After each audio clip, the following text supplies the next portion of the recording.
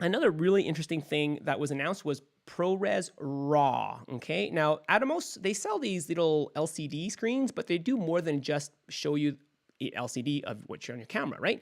They actually record onto SSD as well. But they did a joint venture with Apple, and they created something called ProRes RAW. So just like we can shoot stills photography in RAW instead of just JPEG, it gives you more latitude in post-production for fixing the colors and dynamic range as well. Now, there's not a lot of cameras that can actually shoot ProRes RAW because this is a new standard, or hoping to be a new standard that Apple has released. But it's pretty cool that Atomos is really jumping ahead with this. But one of their products that was really cool that I'm very interested in is the Ninja 5. It's a 5-inch LCD, but it's super bright. It's 1,000 nit, okay? So it should be viewable outdoors, even in sunlight. Of course, you should probably use a shade, right? But why is this thing so cool? It's got a metal chassis instead of a plastic chassis. It only costs under $700 US. And not just does it help you with your focusing and your waveforms and your exposure, it also records straight to SSD, not in ProRes RAW, but in ProRes. And again, just like the Blackmagic can record straight to ProRes or RAW, this removes one more step. You can take your SSD after you finish recording and then start editing in Final Cut Pro immediately. And the codec is really streamlined, so your computer's not going to work very hard.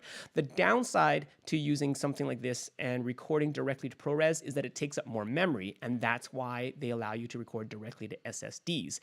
Thankfully, the cost of SSDs, even 1 terabyte, 2 terabyte drives, is actually coming down quite substantially compared to even SD cards. So it's not unreasonable to record with these, and you will save time in the post-production, okay?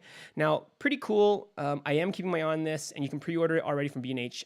It's not shipping yet, and again, but really tiny form factor, really good, strong build, and it's super light. And so they're really going for, and why would I be interested in this? Well, I'm still shooting on all my Nikon cameras. These are all Nikon cameras that I'm using right now. And what I hate, I love the quality. Like, these look beautiful. Like, I love the quality of the glass that I have and the look that I can achieve with these. But I hate that they have a 10-minute record limit when I'm shooting at 60p, okay? Like, I'm not even shooting at 4K. My computer can't even handle 4K. But realistically, if I wanted to shoot more than 10 minutes, I can't at 60p. And so when I'm using something like this Atomos Ninja, I could record as long as I've got hard drive space. And they claim a larger battery should run for about 2 to 3 hours. And so that's pretty awesome. And so I could record a lot longer directly to ProRes, start editing, and boom, I'm a happy man.